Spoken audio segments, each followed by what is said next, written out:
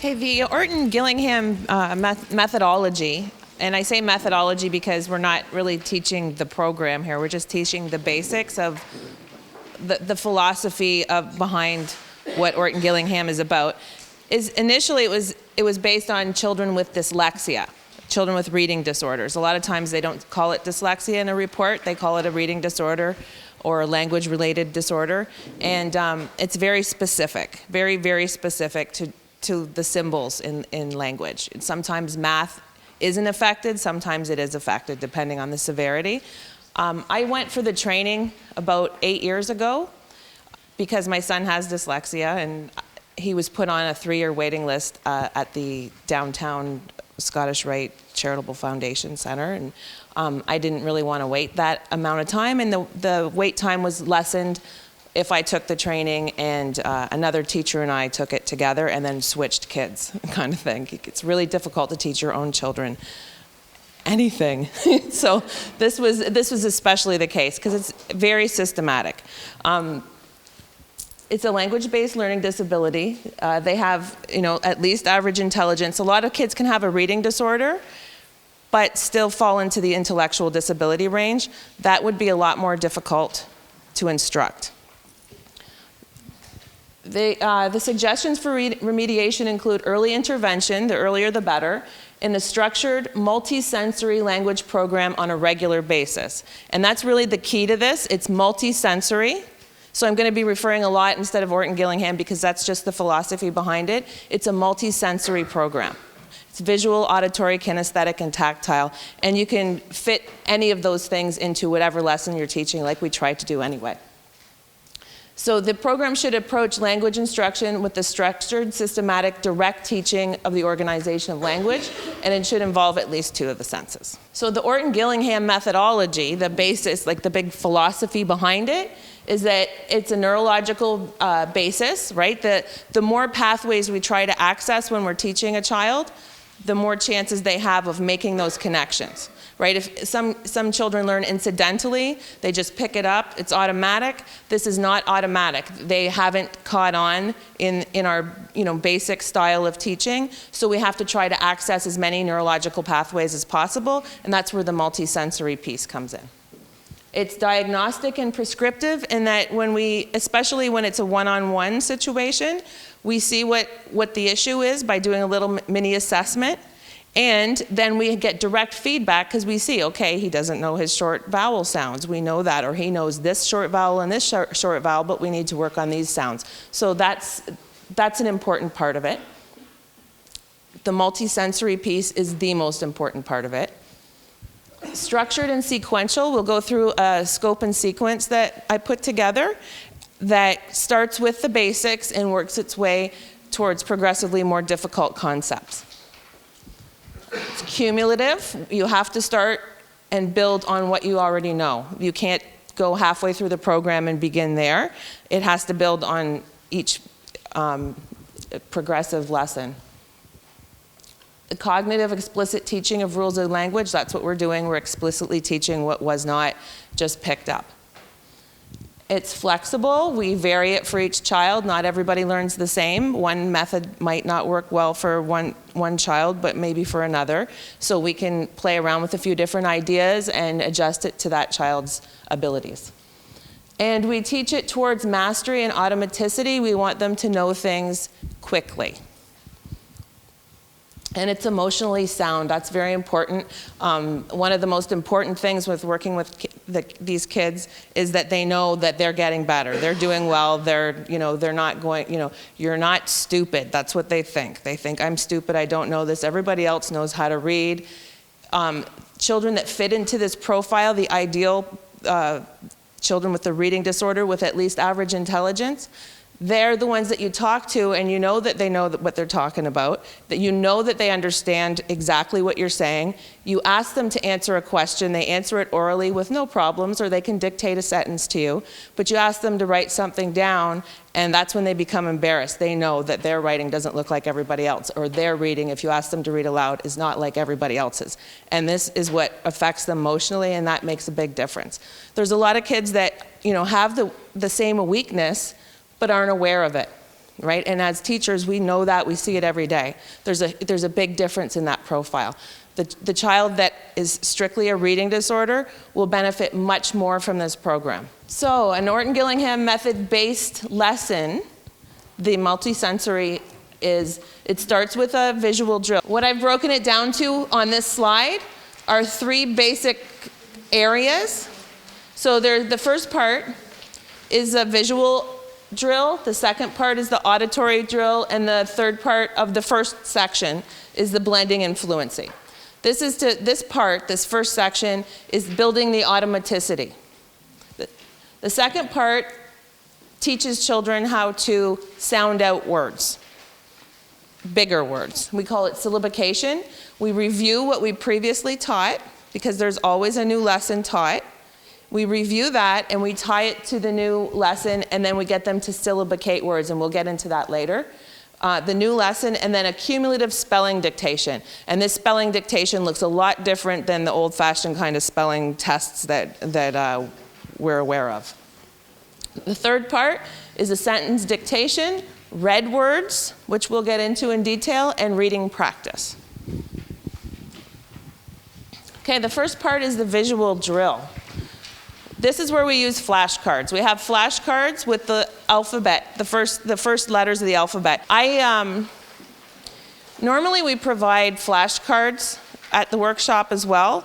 We made a conscious decision not to do that this time, and for a reason. Each child that I work with has their own set of flashcards, because each one is at a different place in these lessons. Right? If you have a group, like if you're an LST or you're doing small group instruction in some way, then maybe the small group, it's easier to get a few that are around the same, and you can have the same flashcards for that group. But to give them all the sounds at once, they're going to feel like they're failing. We have to make sure that the flashcards we present are always exactly what they know. So when I start with a new child, I would write out the alphabet. I would have them work with me. Okay, what's the first letter? Do you know your vowels? And I'd write the vowels down on individual cards. And then I would go through, and we'd go through all the consonants. I would have them see if they can put the cards in order. Because a lot of times that's just something that you need to work on, to have them putting the alphabet in order and knowing it from beginning to end.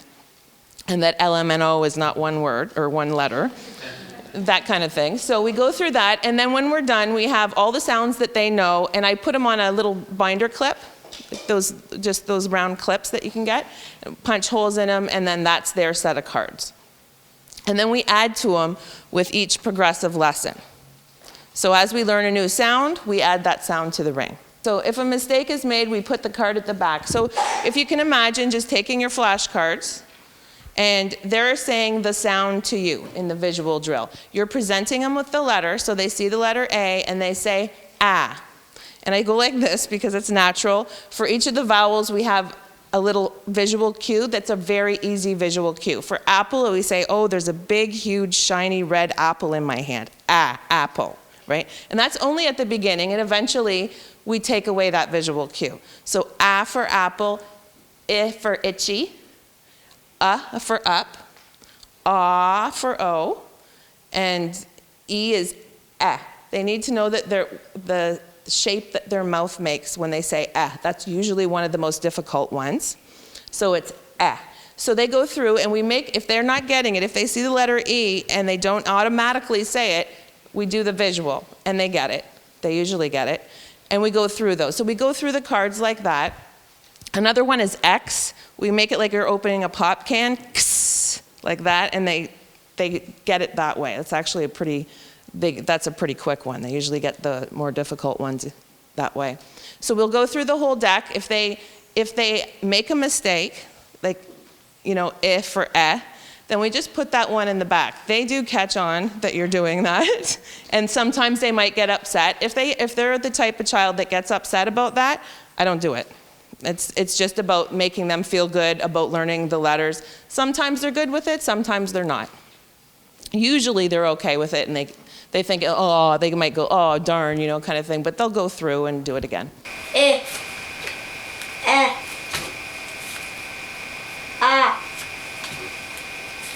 There's two O's.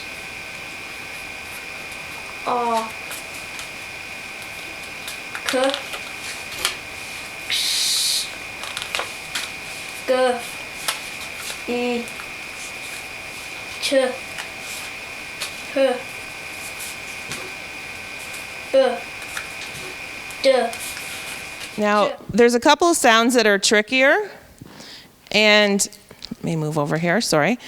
And what they are the ones that have soft sounds and hard sounds. C, you're always going to have them do the hard sound first. Teach them the hard sound because there's a reason why it makes a soft sound, and we'll teach that rule in one of our lessons.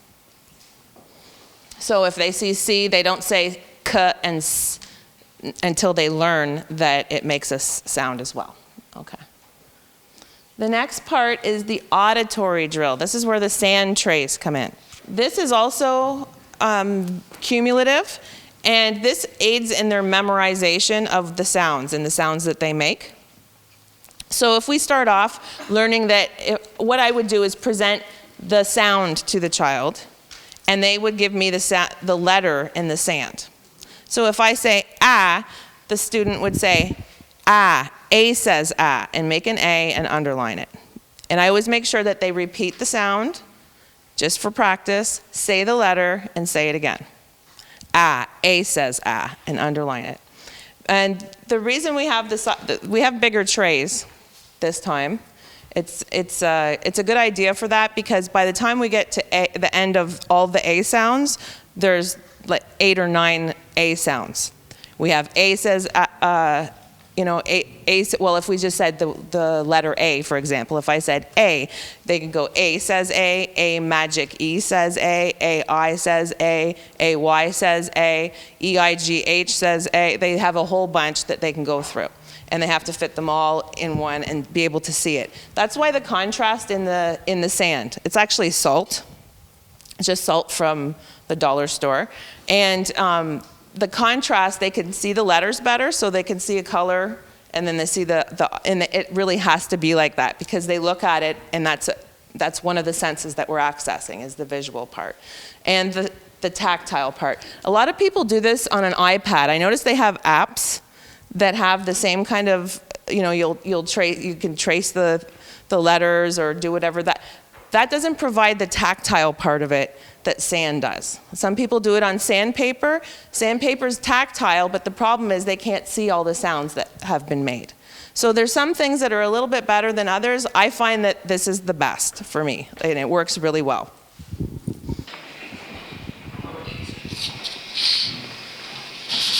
I always remind them to do everything in lowercase. They know how to do uppercase. Scissor, E, R, scissor. What's the first thing that says R?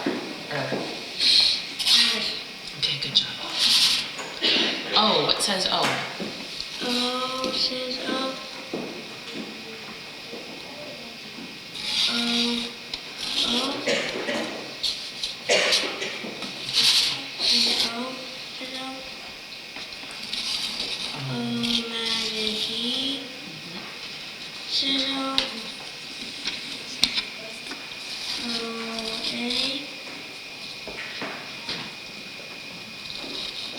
O. This would have been the most recent sound that he just learned, so he's trying to recall it. I think. I. Think of toe, like to tow a boat. E. Oh, E. That's one of them. That's the other toe, though. And what's the other? What's the other toe? Or bow, or show. To go to the show. W. W. Good stuff. And one more. Okay, so that's the idea behind that is that they see that. And if you notice with the R, what says is what I asked him. So he was I-R, U-R, and E-R says And then I asked him what's the first thing that says because just R, right? And he actually went back and put it in the beginning where it should have been instead of putting it at the end. That's how it gets ingrained in their head. So that was done in salt, and that's their bank. So if they're spelling a word, what they're learning is if they're trying to, for example, spell the word show. What we teach them is that they're going to use their fingers to say each sound. So they have to be able to segment those words, and they can go show, sh, sh, sh. SH says sh, O. OW says O at the end of a word usually. And all these little rules we teach them explicitly. And they access that when they're spelling. Sometimes they're not going to get the right O. Maybe it'll be SHOE, but it's close. And sometimes it's a lot closer than what they would have ever come up with before. And that's better than not being able to read anything that they're writing, right? It's not perfect. It's a good tool, though. Okay.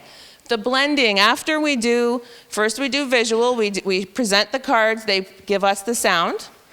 Then we do auditory. So once we've done visual, once we've done auditory, then we practice the blending words. Now the blending, usually what I do is I take the flashcard or the alphabet deck that they have, the sound deck, and I flip them over, and then we just flip a card at a time and they say the word, and they're usually nonsense words, so sometimes they're not. There's other ways to do it. This is one of the websites that we give you at the end of the presentation has, you can make this, it's a printable, and you can just flip the letters in this as well. We've also provided you with sliders. We had word sliders. These are the ones that, we did have the purple ones that were given in the RTI kit quite a few years ago. But you can make them yourself. These are just envelopes which you have to seal in order for this to work properly. And you just p. And these are nice because they have a nice visual at the end. So they know that they got it right and they go, yes. So that's, this is another effective way. But these ones are words. The nonsense words are good too. I'm not yet, but sorry. The best part about flipping them is they're the sounds that they know for sure. They're not a pre-made thing, which is, it's good for ease, especially at school, so that we have the resources there and ready. Off, waff, off, soft, odd, rod. Say this one again. Odd, rod. Good. Ah. Rad. Axe, racks. Axe, zax. Axe, vax. What's this one? Vac. Excellent. Jack. That's where the X is.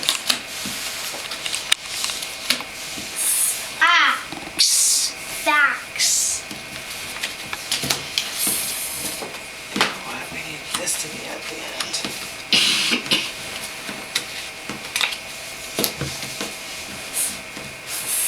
Ick.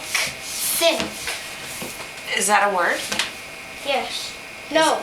Is thick a word? Yes. Is that how we spell it? No. No, it isn't. Let's do that one again. Ick. Thick.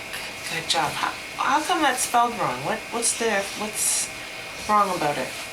It's not a T. It's not a C. It's a K. C-K, exactly. There's a K at the end. And we'll learn why. Chick. Chick. That's a word. It is. Ick. Thick. Fix. Good. It fits. But it's best if it's their own deck and we just flip them over. What you have to make sure of is at the beginning, besides that, you know, which letters are where and what's going to flip next, make sure you know which sounds are coming, right? These nonsense words can get pretty interesting. You have to make sure that some letters are not at the beginning and some letters are not at the end. For example, at the beginning, we don't usually put an X. Y is always at the beginning, and for reasons because we'll learn after, because Y makes different sounds at the end of a word, right? It's no longer a consonant. If it's at the beginning of a syllable, then it acts as a consonant. The other letters you have to make sure that are not at the end, important, well, H is a difficult one, that it's best to be at the beginning. R is an important one because that's bossy and it controls what the vowel says and it changes it, and we don't want to confuse the kids. I'm trying to think if there's any. Oh, I tried to put C and G until they learn that C says S and G says J. I try to keep them at the end too, and no W at the end, because W behaves like Y as well. Oh, another thing about that is that once they're getting really good at it, sometimes they'll be able to they'll get to a point where the nonsense word, they'll look at it and they'll just say it. And that's been mastered. Now they can complete, the CVC words, consonant, vowel, consonant words, they can look at them and they can say them. That's ideal. That's what we want. Once they get to that point, then we work on fluency. So what we usually do is we have timed readings. And we have, I think is it Lakeshore that has the timed readings in a box? Yeah, we got a whole bunch of those. And they have, as long as they have a word count. Now, one of the websites that we give you is Florida Center for Reading Research. I'm guessing everybody's familiar with that. It's a wealth of information. They have all kinds of timed readings on there.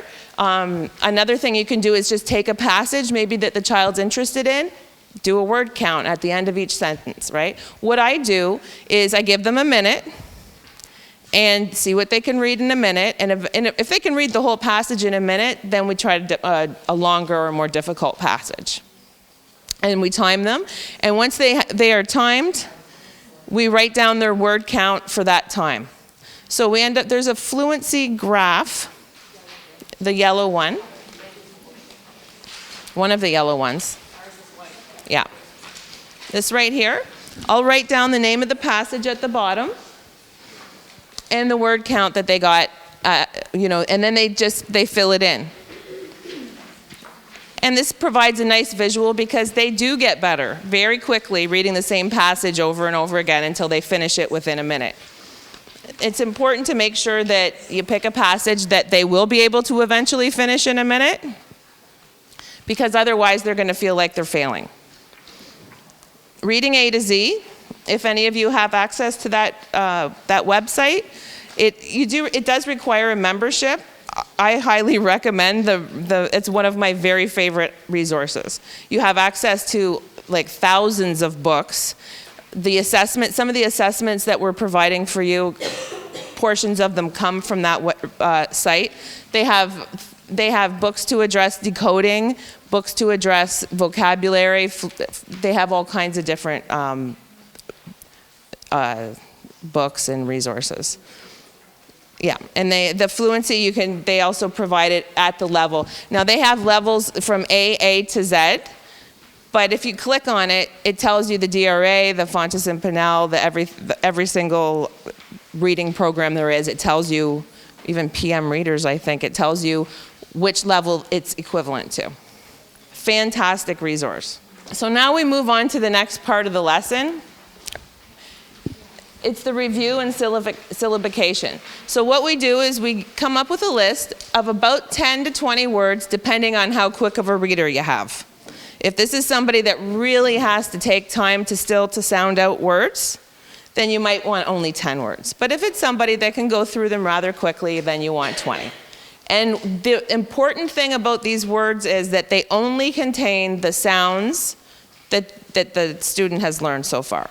So if you use the word show, for example, that would be after the student has passed the level 3 and they've learned that sh, SH says sh, and OW makes an O sound. And that's a little bit more of an advanced concept. Otherwise, we're using words like cat and very simple, easy to pronounce words for them.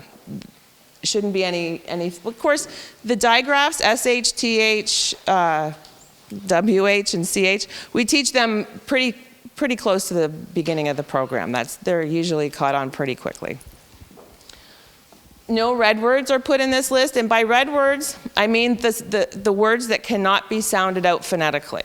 We're talking about words like the and said that are sight words. We call them red words because they make you stop. They don't follow the rules. So once vowel, consonant, consonant words have been taught, you can include 2-syllable words, like catnip, picnic. And we'll learn about the vowel, consonant, consonant, and how they can syllabicate words. And at the end of it, we usually include 3 short Dolch phrases just for them to read. Just a very quick, because otherwise we're just reading one single word at a time. The syllabication is an important part of the lessons, and we'll get into that when we go through the scope and sequence. So this is very important. This is the scope and sequence. This is essentially all of the lessons that you'll teach. So if you look at the first one, we have the basic alphabetic principles. And then we go on to consonants and long vowels. And the important thing about this multisensory approach is that long vowels always want to say their own name. They always want to say A, E, I, O, and U. Long vowels are the easiest for them to say and to master. And then we move to short vowels. The first thing that we teach for syllables, and this is where we get into the whole thing with syllables is very important in this methodology. We have a whole bunch of different kinds of syllables that we're going to teach the kids, and it is cumulative. And this is the chart that we refer to. And we'll try to go through that a bit. The first syllable that we teach is a closed syllable. So I'm just going to go over here. And what we'll do is we'll have the word cat with a consonant, vowel, consonant. And what I teach them is, every vowel, first of all, every syllable has a talking vowel, right? Words are made up of syllables. They usually already know this. And they go ahead and clap out their syllables, and they have to be able to break the word into syllables. So then we teach them that every syllable has a talking vowel. Might have more than one vowel, but only one talking vowel. There's only one sound in each one. So then we go to a word and say, okay, where's the vowel? I want you to underline the vowel. So they underline it and mark it with a V. And that's part of what's going to build up into dividing into syllables. So A always wants to say its own name. Does this say k-8? Well, no, it doesn't, so we have to teach them why. And the reason why is because this mean consonant at the end, if there's a consonant at the end of a syllable, which could be a word or it could be a big word divided up, if that's a consonant, then it acts like a door. And we draw a door around it, give it the visual with a little doorknob. And that door closes the door on the vowel, and the vowel can't say its long name anymore. It can only say its short name. And I teach them the 2 symbols for short and long, and they know that it says a short sound. And this is called a closed syllable. And I have them do all this. We call it word surgery. We go through it, we break it apart. The consonant gets a door. It closes the door on the A. A says a short sound, and that's a closed syllable. That's our first kind. These are the closed syllable words, a bunch of them. It's really important when you're doing these words, and this is something that's hard to do. At first you think, oh, this isn't that difficult. But once you practice it a little bit, you realize, oh my goodness, this is not that easy. You go through and you pick out a word list, and some of the vowels don't really say what they're supposed to say. Like a lot of it too is am and an. A doesn't say what it's supposed to when it's beside an N or an M, but that's easy to explicitly teach. You just say, well, A behaves a little differently with an N and an M. But there's other words that I'm trying to think of one off the top of my head, but if you have an A at the end of a word, for example, it acts like a schwa. And we'll learn about schwas later, but it's when vowels do not say what they're supposed to say. Like if you take the word happen, right? If we tried to spell happen we'd put an E, or instead of an E, we would put an I between the P and the N. And a lot of kids do that, right? Or because, but that's a whole different rule.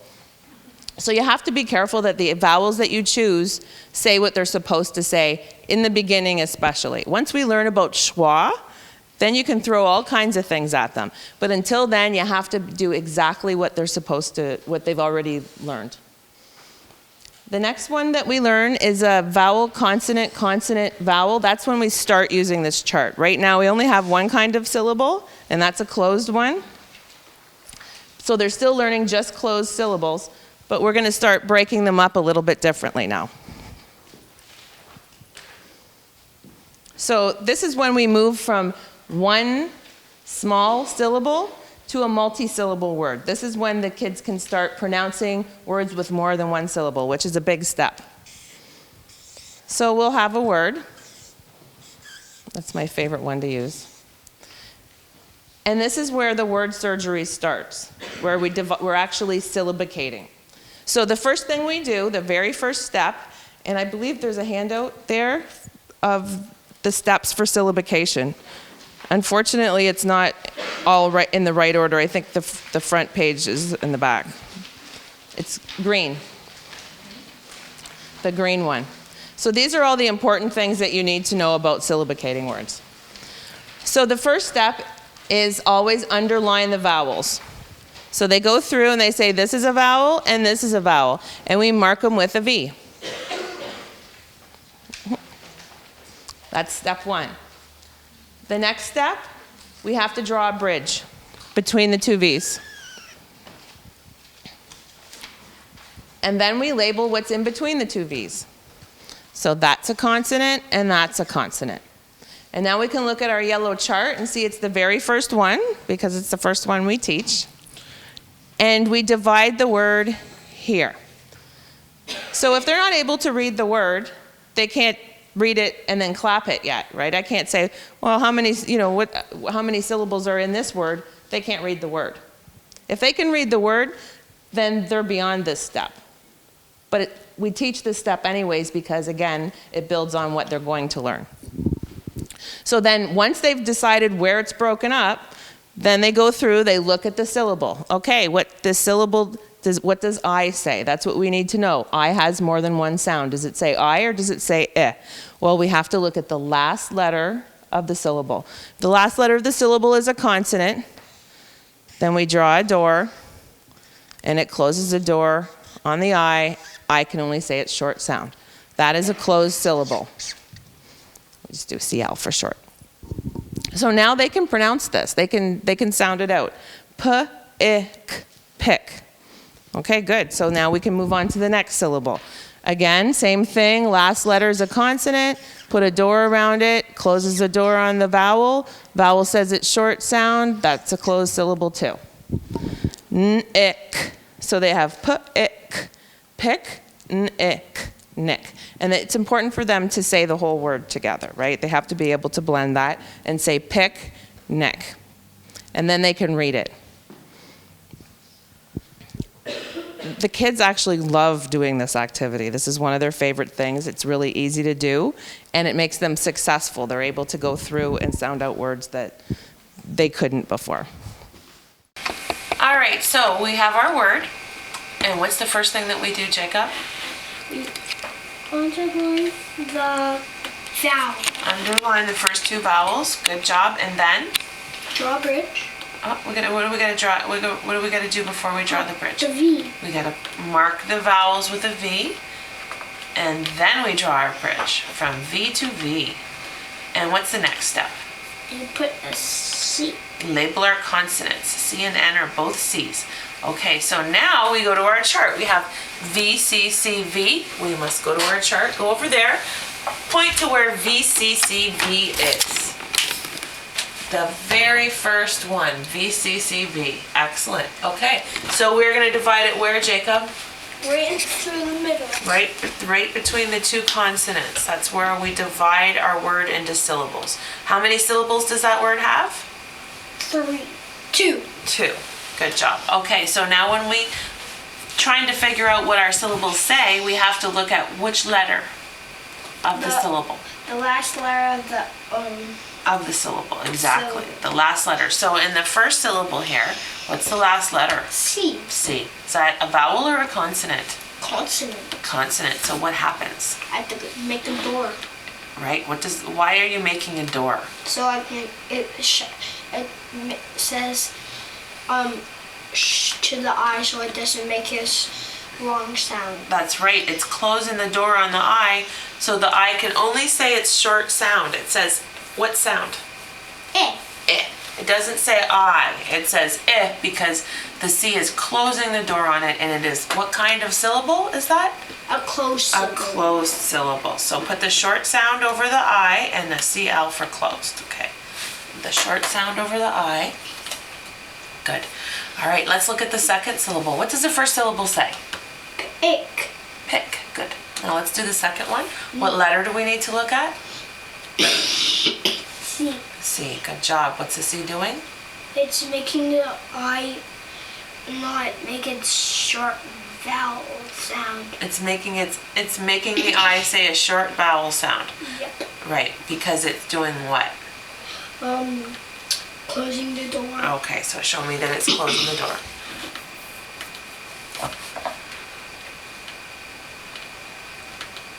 What does that syllable say? Ick. Nick. Okay, good. So read the word to me. You can read two different syllables. Read them to me. Picnic. Picnic. Good job. Picnic. What's a picnic? Use it in a sentence for me. It's like when you go outside and have a picnic with some of your friends and your family. Okay, use it in a sentence for me. I am going outside and having a picnic with my family and my friends. Beautiful. Thank you very much.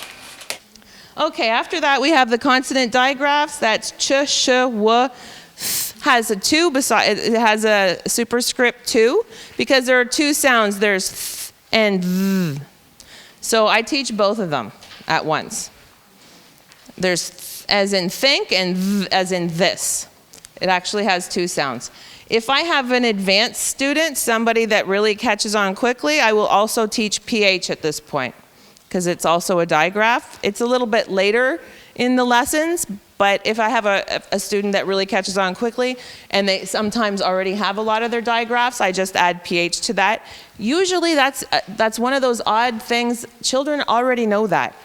They can pronounce PH, but maybe not basic, short vowel sounds. Then we come up to our next kind of syllable. We have our first syllable is a closed syllable. Our next syllable is a magic E syllable. And that one works like this. So we have a word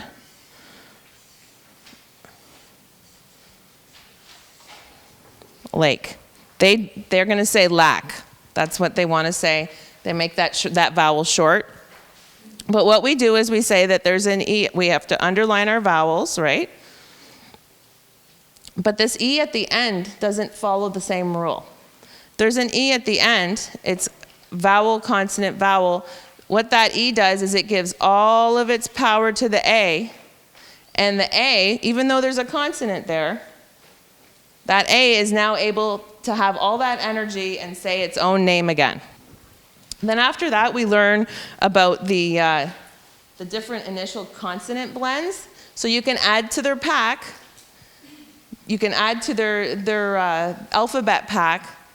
So now we've added the digraphs, the SH, TH with the 2, CH, WH, perhaps PH. We can add the consonant digraphs, the initial consonant blends. And there's a whole bunch of them. You just go through and have them practice them. Some kids, it's hard for them to do. Some, it's not. A lot of them already know it, but it's good practice. And then after the initial consonant blends, we go to the final consonant blends. And as you teach each of these lessons, you're adding these cards to their deck.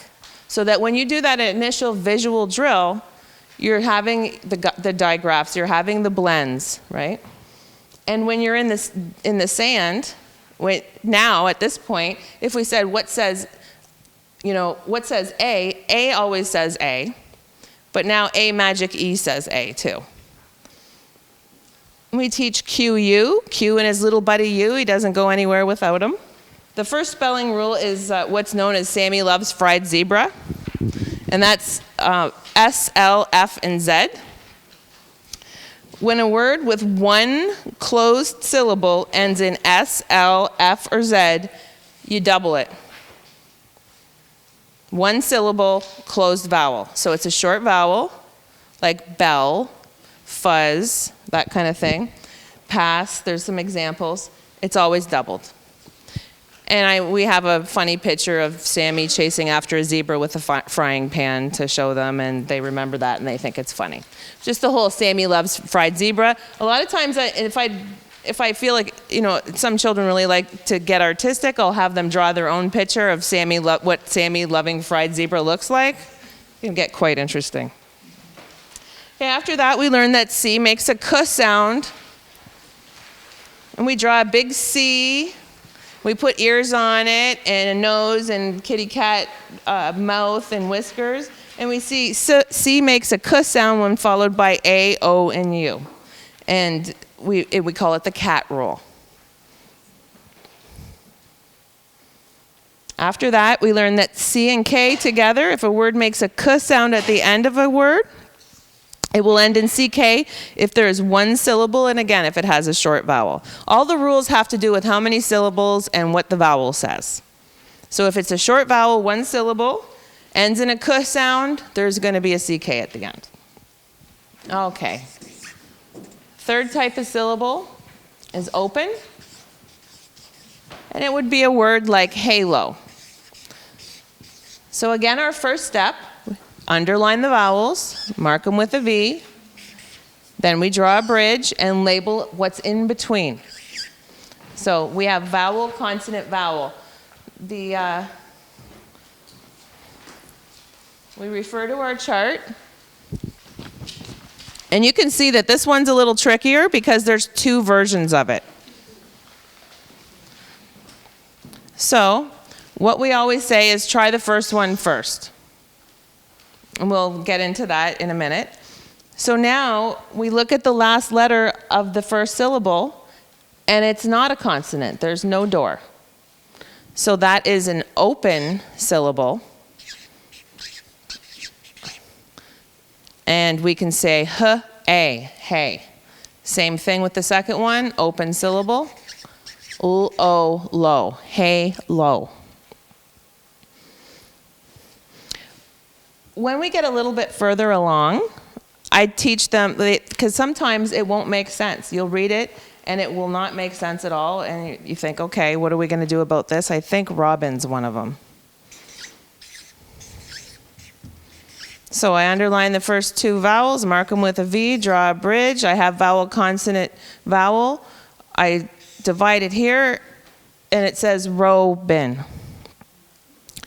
Now you just explain to the student, okay, well, that doesn't sound like a word you know. Let's try it the other way and see if it makes sense the other way. Do it again, underline your vowels, mark them with a V, consonant in the middle, try it here. Oh, now we have to draw a door, and this says a short sound now. That's a closed syllable, Robin. That makes sense to me. And that's the only division pattern where there's actually a little leeway. Otherwise, they're all pretty straightforward. Our next lesson is Y has two sounds. It says I at the end of a one-syllable word, and it says E at the end of a two or more syllable word. That's the rule. I think I learned that for the first time when I took this course. Otherwise, it's a consonant at the beginning of a syllable. You can say at the beginning of a word like yes, but then you have words like loyal and royal, but it's the beginning of a syllable. Then we learn that S says Z, usually. When it's between two vowels, like music, nosy, or after a long vowel, like wise, rose, close, and when there is a possessive or at the end of a word. Like when you hear Z at the end of a word, you know it's probably an S, it's usually not a Z. Then we go on to compound words. Short vowel chunks is the next one, where we teach ang. Those are the word family kind of things where we just teach ink, ank, onk, unk, ang, ong, ing, ung. And they love doing that, right? And then we just give them a bunch of words to practice. Then we learn about vowel teams, and we can add all these cards. When you add to their sound deck, you're going to add ink, ank, onk, unk, ing, ong, ang, ung, right? You're going to add all those, and they're going to say them as a chunk. It's important for them to master knowing that as a chunk, because that way when they read the word, they don't have to sound out ing, because that's hard to do. But if they see it and they know automatically ing, that's easy. When you're spelling, trying to spell a word, say ing, they're going to go ing. Oh, that's ing. And it has to become automatic. And it's the same thing when you're going to the sand and you say, what says ing? And they will say ing says ing. Ing. Vowel teams are next. That's when two vowels go walking. The first one does the talking. And there are three sets, A-I and A-Y, A-O, or O-A, O-W, and O-E, and E-E and E-A. I usually divide those up into 3 separate lessons. And we practice a whole bunch. There are some kind of rules for them, but they're not always perfect. Like A-I is usually in the middle of a word, and A-Y is usually at the end of a word. But when you get into the O-A, again, in the middle of a word, and O-W is usually at the end of a word, or at the end of a syllable. And O-E as well, actually. E-E and E-A is a tricky one, because they're both found in the middle. E-E is usually the one at the end. E-A isn't usually the one at the end, so that one is pretty cut and dry. But when they're in the middle of a word, is it bead or seed, the two different ones? Then I rely on their memory. These are, a lot of times, these are kids, they're a little bit older, they've read, they recognize words, but when they go to spell them, they don't always remember, is it S-E-E-D or is it S-E-A-D, right? And they know what says E, E says E, E magic E says E, E-E, E-A at this point. They can say all those things in the sand. And when they go to spell a word and they spell seed, S-E. Okay, I got a whole bunch of things that say E. They can access one of them. So that what I have them do is write down S-E-E-D, S-E-A-D, and usually they'll be able to pick out the one that's spelled correctly. And again, if not, they're a lot closer than they were before to spelling a word. They're no longer just inventive spelling that isn't decipherable. Next, we learn the long vowel chunks. So we use a picture. An old ghost is kind of wild. We draw a picture of that. And it's old, ost, eind, ild, ol, and olt as well. And they draw a picture of it, and they practice them. And they can, the same thing, they do that in the sand. You add it to their word deck. R-controlled syllables. That's another kind of syllable. We're at syllable number 4. And when they do R-controlled syllables,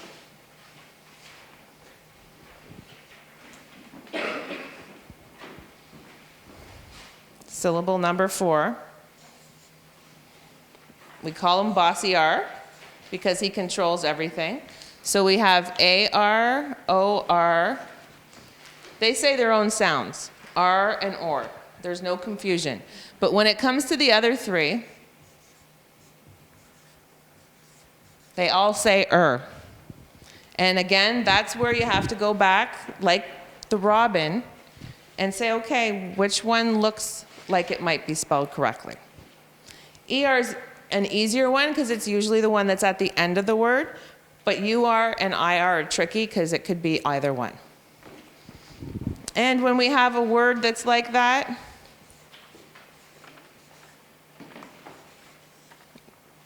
we underline both of them. That's the vowel.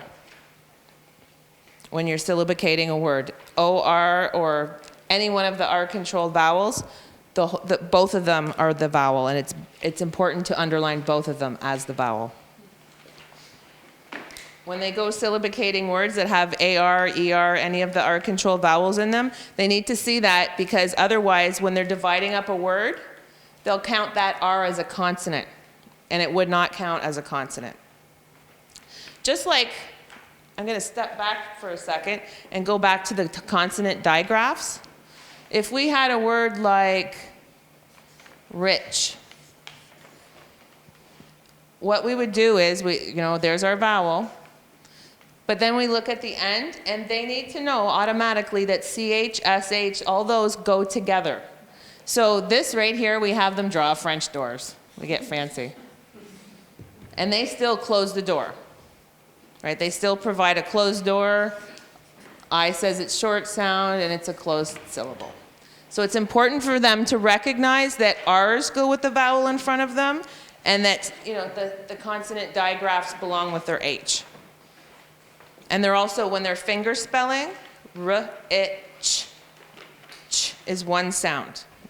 Right? They just it needs to be automatic that it's two letters. After we learn the R-controlled syllables, we learn that there's another thing that says ch besides CH, and it's TCH.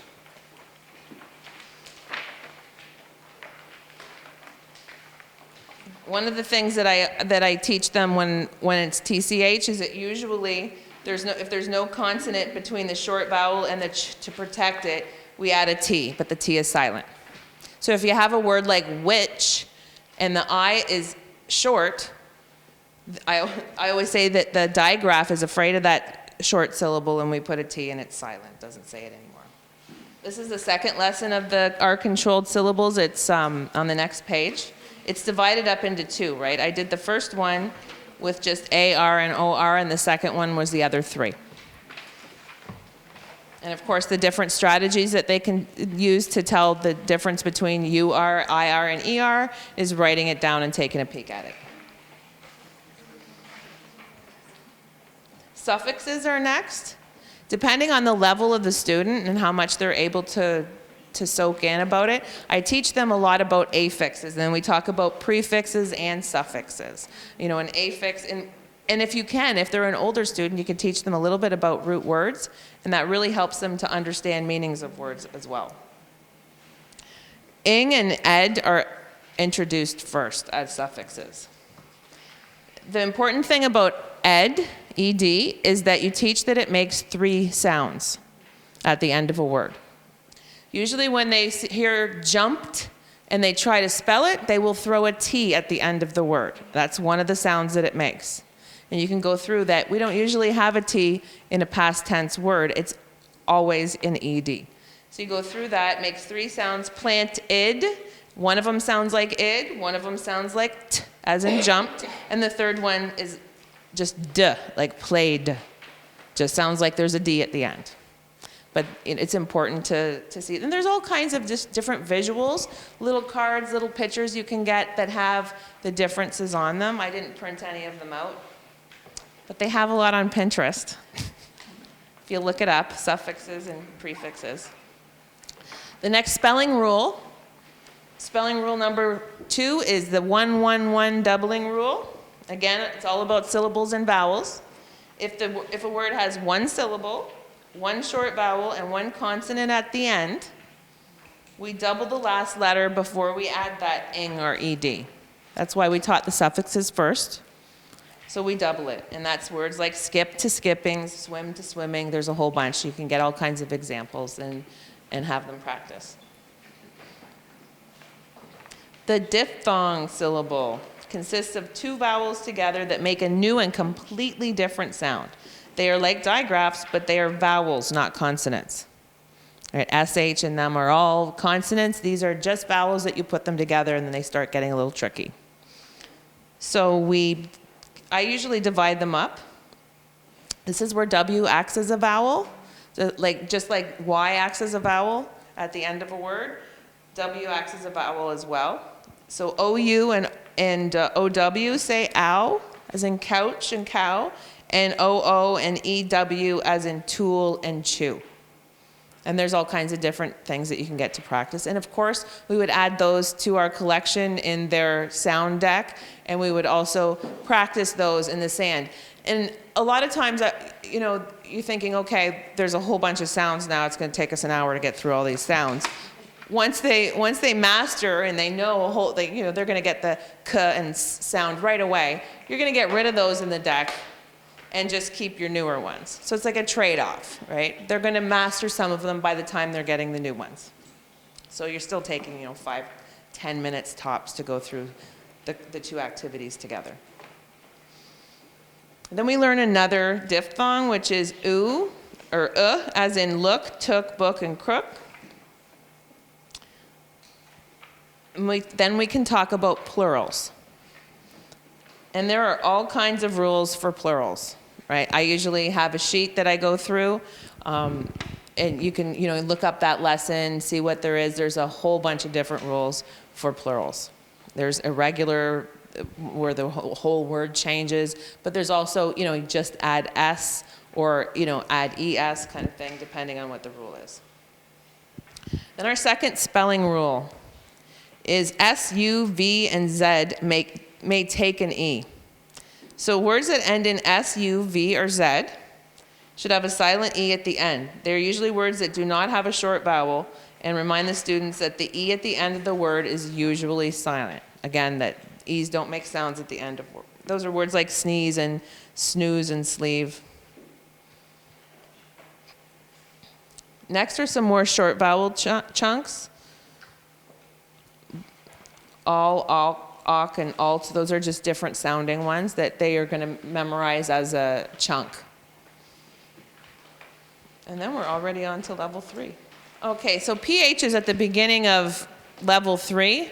And I kind of think it's a lot easier to master than going through all those other lessons before you learn PH. So again, if they're able to, I throw it in with the other digraphs. Otherwise, you could teach it here. Then they learn the soft C rule. And our little phrase is, Center City had a cyclone. And the rule is that C makes a S sound when followed by E, I, and Y. So this is when you add, in the sand, when you say what says, they say S says C-E, C-I, and C-Y all say S.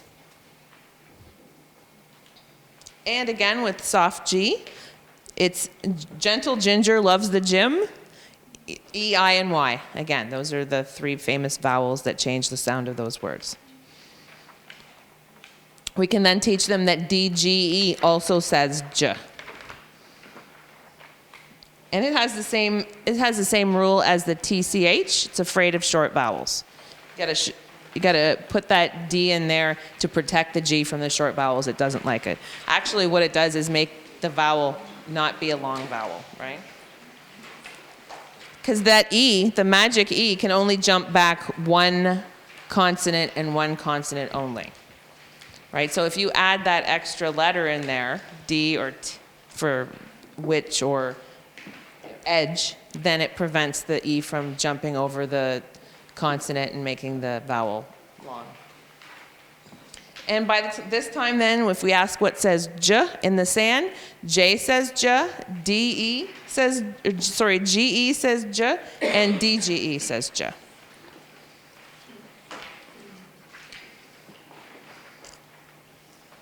Then we learn that EA says as in featherhead. I have them draw a picture of a featherhead. I usually get the feathers out and featherhead, and then they're able to memorize that one. And they, you know, sometimes they don't know offhand, does that say E? Because we already learned that EA says E, or does it say eh? If they look at the word and try to read it both ways, then they'll figure it out. Then we get into more advanced concepts. IE says E. We add that to the list. IE says I. So now when you ask what says I, we have I says I magic E says I, and we add IE says I. And E, we would have E says E magic E says E says E, EA says E, and IE also says E. That's why we have the bigger trays. And it's important for them to see them all at once. Again, it's a visual. They remember that, they think back, they go through that in their head. Next, we learn to teach them about accented syllables. So the children already know how to divide words into syllables. There's all different ways for them to divide them. You know, they can clap it out, they can stomp it out, all these different things. But which one has the accent on it? And we don't really teach that a whole bunch anymore, but there's an important reason for this because of our next lesson. So one of the ways that you can teach them where the accent is if they can't hear it is to put their hand directly under their chin. And when they say a word, your chin will go down for the word that's or for the syllable that's accented. Right? So if you think of manage, well, you can feel your chin go down on the first syllable. And sometimes you can hear it. Sometimes the kids know right away which syllable is accented, but not necessarily. So that's how we do it. Of course, it depends on accent too. So hippo was the example. Hippo. You can feel your chin go down. Our chin moves every time we say a vowel, but the accented syllable makes it go down lower. And the reason we learn that is because of the schwa, which is next, the evil schwa. It's like a spaceship that comes to Earth and zaps unaccented vowels. So especially A gets it the worst. Like if you think of the word alone, so alone, you know that the second syllable is the one that's accented because your chin went down, alone. The doesn't say ah. We wouldn't read it alone.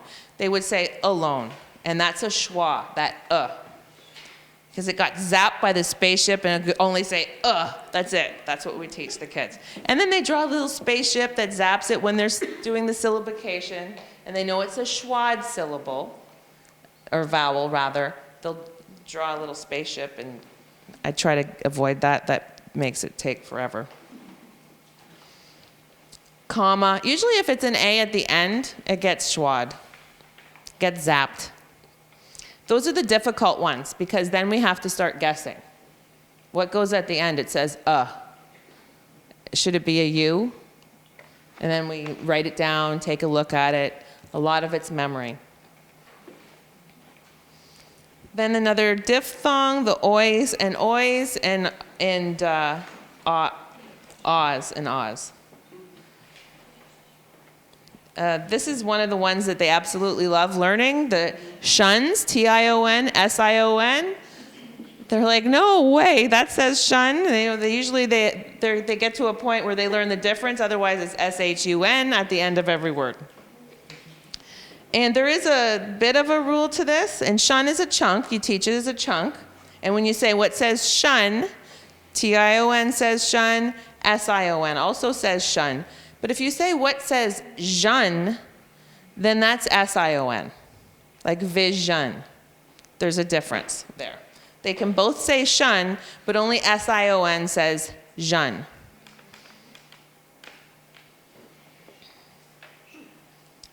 Then we teach OU in soup and our soundable suffixes, and those are taught as chunks. So we already learned ing and ed. We're going to teach li, meant, full, and ness.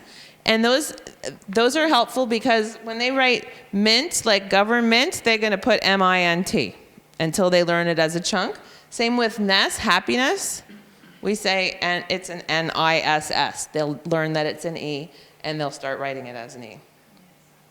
And they always want to put two L's at the end of full because we taught them that that syllable has two L's at the end of it. And comparative adjectives, est, good, better, best. Possessives, we can go into a little bit more into detail about the use of an apostrophe. And contractions. We have another sound for I, I-G-H says I. And the third spelling rule, which is the silent E rule. If there's a silent E at the end of the word, drop the E before adding a suffix that begins with a vowel. And the examples are there. The first three levels, you'll notice the biggest difference. Once you get through those very first three, all three levels, it makes a humongous difference in how much confidence they have in their spelling, how they can attack a word by sounding it out and finger spelling it, what their bank of knowledge when it comes to sounds is increased, and they've learned basically all of those basic vowel sounds, and those are the tricky ones. So level 4, we go through prefixes, and we review the suffixes that we went through, that it's a unit of sound and it's its own syllable. Prefixes and suffixes are their own syllables.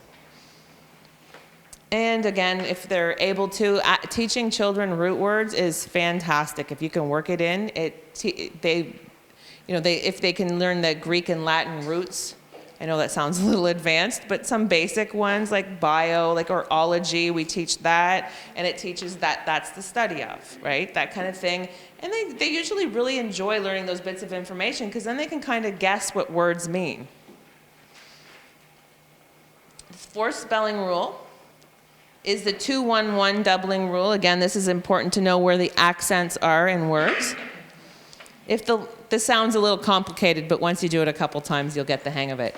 If the last syllable of a base word is 1, 1, and 1, one syllable, one short vowel, and is accented, double the final consonant before adding a suffix beginning with a vowel.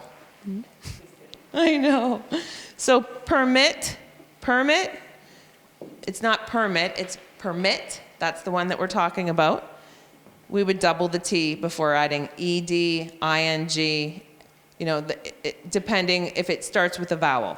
If it's one of the suffixes that has like meant or full or ness, then it begins with a consonant. We don't have to worry about it. Travel, these ones are always tricky. I still struggle with them actually. Travel, so the first syllable is accented. That means that you do not double the L. Counseling, that one I always want to double the L anyways. So then after that we go to why magic E says I as well. Y is just behaving exactly like an I in that case. Why magic E, like type. And I'm just giving short examples because again, these aren't huge lessons. These are just things that might take a second to teach, right? With just a little mini lesson. The consonant LEs, those are a big one to teach. They're difficult to pronounce. Bulls, dulls, pulls, tolls, zol, gol, and full, right?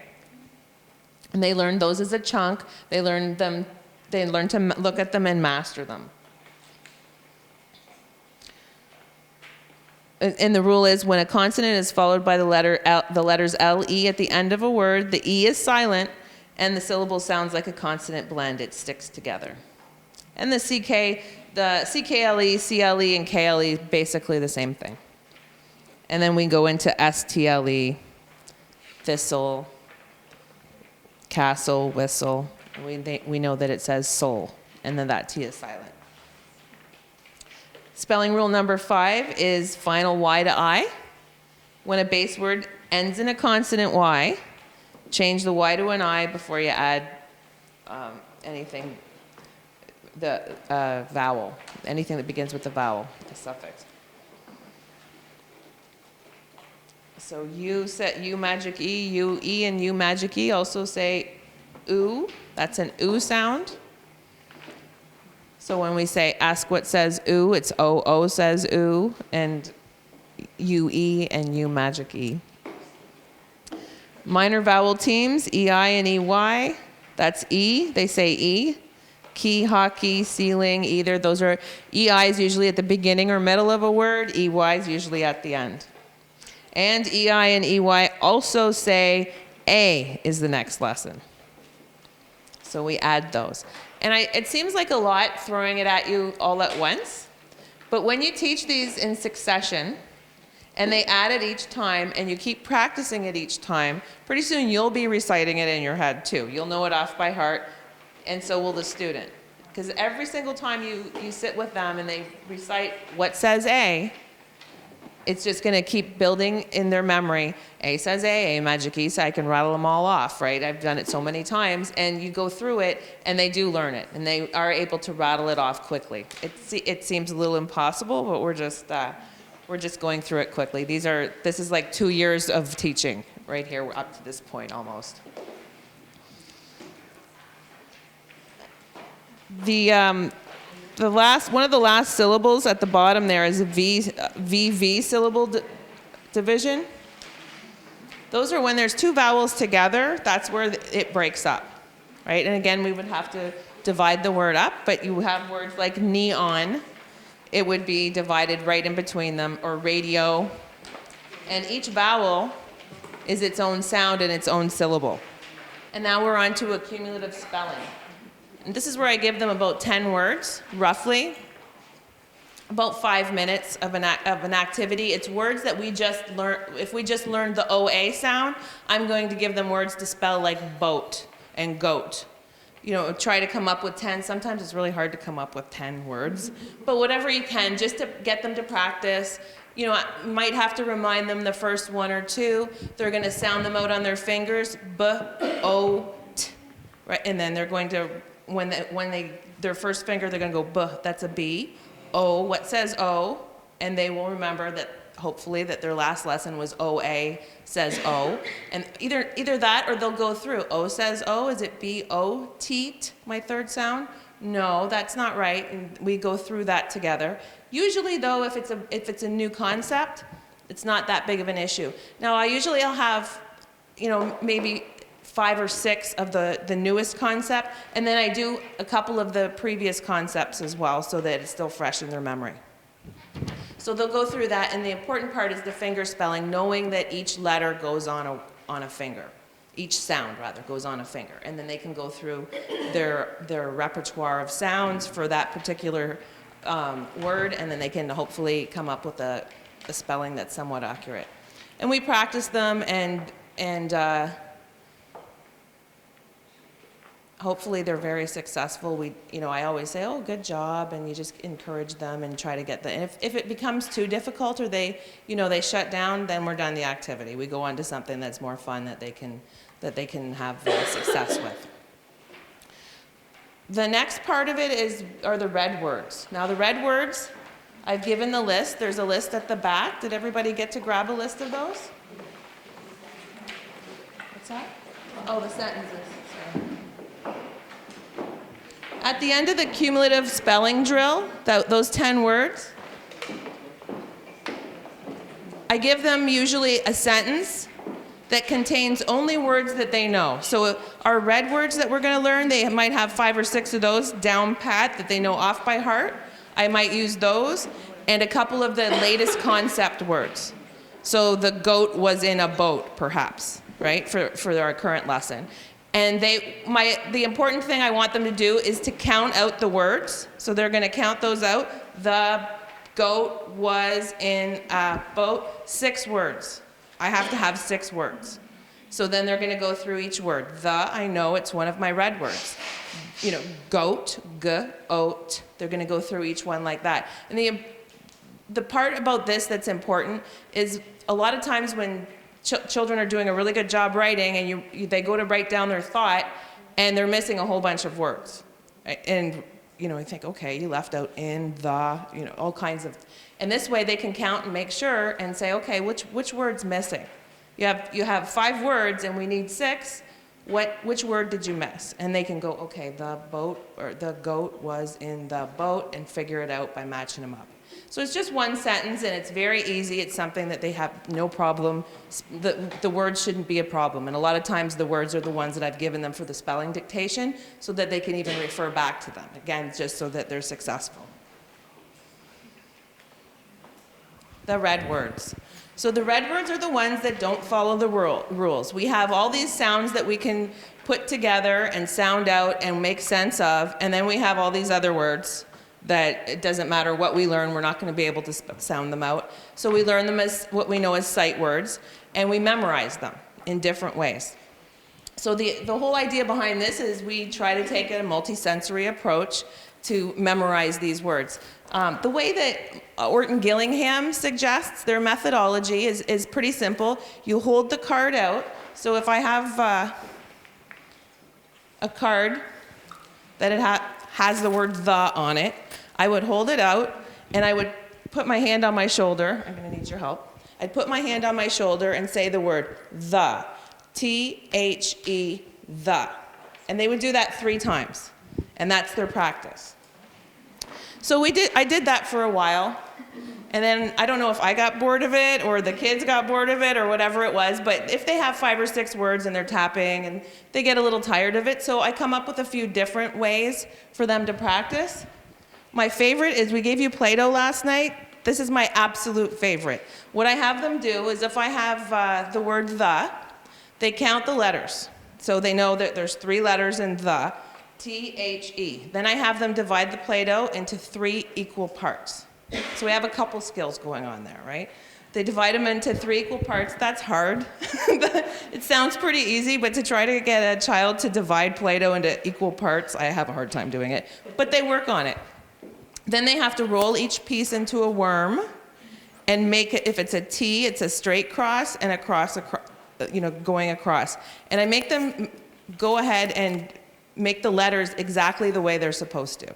So I have them make sure that they form each letter exactly. If they're, if they get sloppy, sometimes when they're printing, they start at the bottom and work up and all these different ways. I try to make sure that each letter is formed exactly. And we work on that, and then they see it, and hopefully it transfers to the writing. Sometimes it does. Sometimes they still get a little sloppy. But the idea is to have them at least practice and know how the letters are formed. We don't teach that a whole bunch anymore, how letters are formed, and take the time to do that. So this is a good time to practice that. And it also helps with their fine motor. English is, everybody says it doesn't follow the rules. It follows the rules 85% of the time. So the red words are the red words because they don't follow any systematic phonics rule. And so there has to be a different way of teaching them. And so you have to have an extra multi-sensory set to be able to commit those words to memory. So everybody says that English doesn't follow rules. It really does 85% of the time, but the rules get quite specific as the scopes and sequences go on. These are the words that do not follow it. These aren't the Dulce words, and these are not the Fry words. Even though some of the words overlap, they're their own set of words.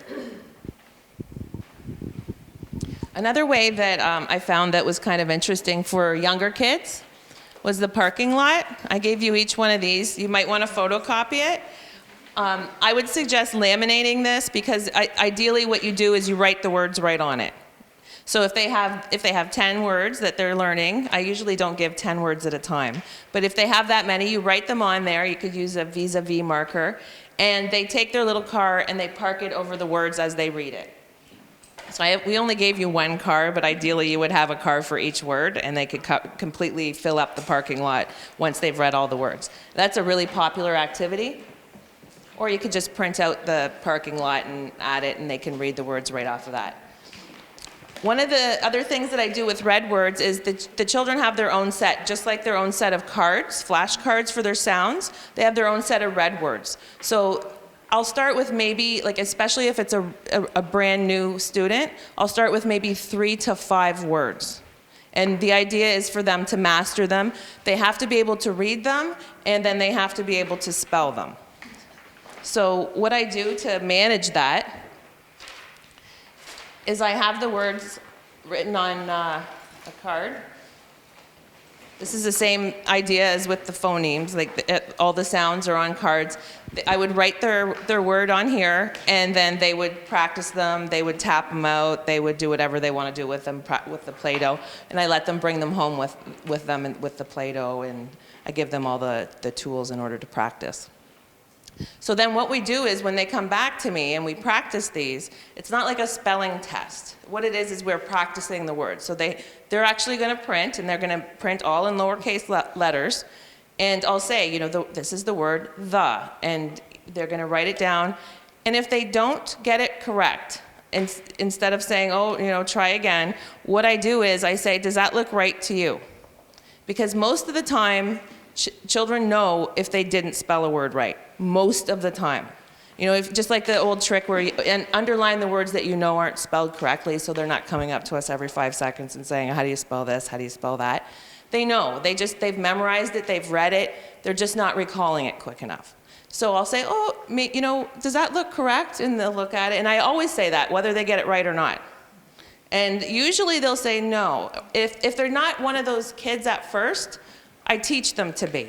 Like, really, my goal is for you to see what you've spelled incorrectly so that you can recognize your own mistakes. So they do get that. They get that very easily. And usually right away they say, no, that's not right.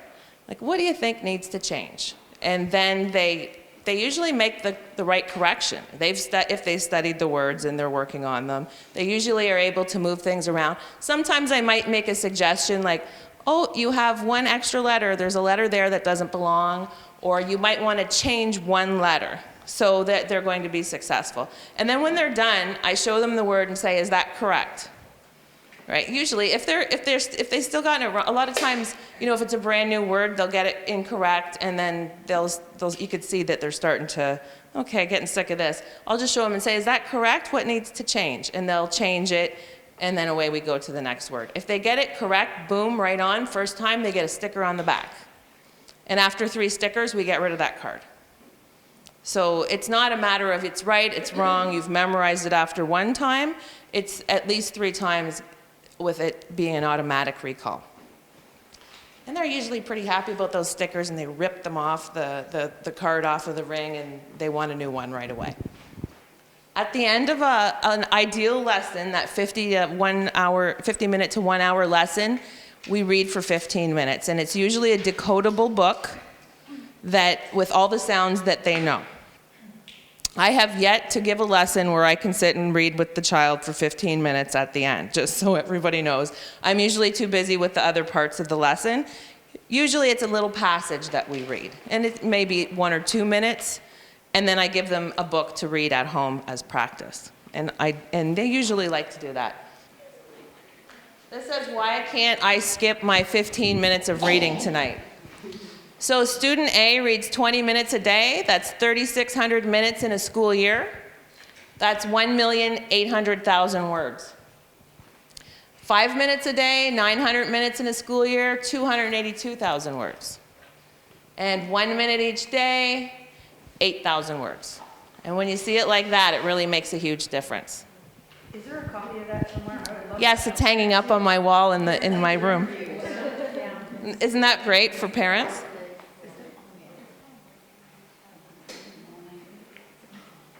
Sorry, Tammy, where did you say that people? I can send it to you. You sit down across from one student, and you and that student, first you give them the cards, all the sounds that they know. They give you the sounds back. Then after that, you switch it over, and they have the sand in front of them. You give them the sounds. They give you all the combinations that make that sound, right? And then after that, we do some syllabication, and we go through all the different aspects of the lesson. That's a good hour. We can't do that in school. Not even a chance, right? So that's what the Orton-Gillingham methodology suggests. Twice a week for an hour each. It's that intensive, right? Which is why it's good to have, you know, that extra practice, through a center or whoever offers it. But in school, we can still be effective. So in a small group, this is what I do a lot. I'll take a small group, and I'll still go through all the lessons. I can teach all those lessons to a small group. What I'll do is, if I have a little group in my office, I'll have 3 of them working on something for a couple minutes. Sometimes they're testing each other with the flashcards. Sometimes they're practicing the letters in the sand. Sometimes I might have them doing a completely alternate activity on the iPad. You know, any little activity like that, while I work with them one-on-one for a couple minutes each with the flashcards. Or the sand, depending. I don't do each one every single time. I might do 1 week focus on the flashcards, 1 week focus on the sand, and alternate. But I always teach the lesson. The lesson's always there. And the syllabication part of it, Sometimes we're able to do that, sometimes time does not permit, or behaviors, or whatever the case. It's still, I would still group kids, and I try to do this, it's very difficult though. I try to take kids that all have the same issues, but when there's a few different grades and you try to work it in with everybody's schedule, it gets very difficult to manage, but we try our best. And again, they would have the red words. They would each have their own ring of red words. Sometimes I'll give, if they're all working together around the same level, I'll give them all the same red words. They'll all practice them together. We'll go through the same idea, but with 3 or 4 kids instead of one-on-one. In a classroom, it would be the same thing. If you're doing small group instruction, you would take the groups at the back. The important part is that it's multisensory. It's visual, auditory, kinesthetic, and tactile. So you're including all those senses in with it. Whatever activity you're doing, it's going to include touchy, feely, sight, sound, as much as you can get, as many of those pathways as you can access, the more the better. And they can be, all of these sections can be, different parts of the lesson can be put into programs like the Daily 5. For example, the fluency drills, the timed readings, I've seen a lot of people using in their class where they have the fluency drills, they're laminated, they have timers in a basket, and the students sit there and time each other. Right? And then they'll do their own little graph, and that's part of their daily activity. Same thing with the flashcards. The only thing is with the flashcards, the sounds, if you have 2 students, you would have to have a student that is going to be able to correct the sound if it's incorrect. That one's a little bit more difficult, and that's one I prefer to do on my own. But you can review lessons, you can practice writing your red words, you can there's all kinds of different activities that you can pull out of each section of the lesson to use in the classroom and for small group instruction. Okay, these are our favorite resources. FCRR is one of the best. It has everything on it. You go there, it's up to grade 5. It has all the Fab 5. It has vocabulary, fluency, phonemic awareness, phonics, and comprehension. They're all up there. And they have lessons aligned to each one of the Fab 5. And it's fantastic. We should pop it up. All absolutely free. They've made an extensive database of make and take activities. You can print them out and just either laminate them or use them as is. It's absolutely no planning on your part. It gives you the lesson, gives you what to do, the whole idea. Reading A to Z is another one of my favorites. That one is fantastic too, however, that costs money. But you get an unlimited amount of books. You can look up different themes or ideas or whatever you're interested in reading about, and they're all high interest based. Yes. That is, Raz Kids is actually made by Learning A to Z, which is Learning A to Z contains reading, writing, vocab, science, and Raz Kids. I have Raz Kids as well. That's a great, and all those books that are available through Raz Kids, Reading A to Z has them as printables. And they're usually in French and English and Spanish and sometimes German. That brings me back to one of the questions I've been asked a lot of times, and I do a lot of tutoring for children that come from French immersion schools. Almost all of the rules that apply in English, almost all of them apply in French as well.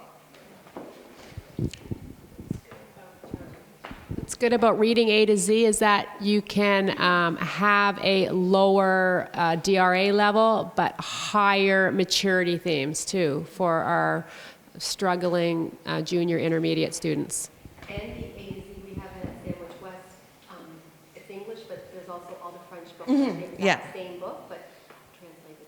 Right. We're going to sound like a commercial, but they also have all their books are projectable. Yes. And not that it helps us that much anymore, but they have them in Kurzweil too, even though Kurzweil isn't really something that we use as much anymore. I'm trying to think of anything else for reading A to Z I use for, they also, for each book, they have lesson plans that go with each book. And if you are, say you have a group of readers in the same class, they all want to read about basketball. They're all at different levels. They have multi-levels, not all the books, but many of the books have 3 or 4 different levels. So you can have a high level reader and a low level reader. Same exact looking book, doesn't look any different to the kids, but you go in there and there's way less words and they're printed a little bit bigger. And the activities are very differentiated. No matter what the book is, the activities could be used for almost any age group depending on the activity. The web.wmisd link is the one where we had that flip book last night that had the blending activity. That's on there, and a bunch of other take-home activities. It looks like a little database, and you click on it, and it pops up, and it gives you the PDF of all those activities. Just print them out. A lot of them are in color, or you can print them out in black and white if you want. And reading resource and reading rockets are always good resources.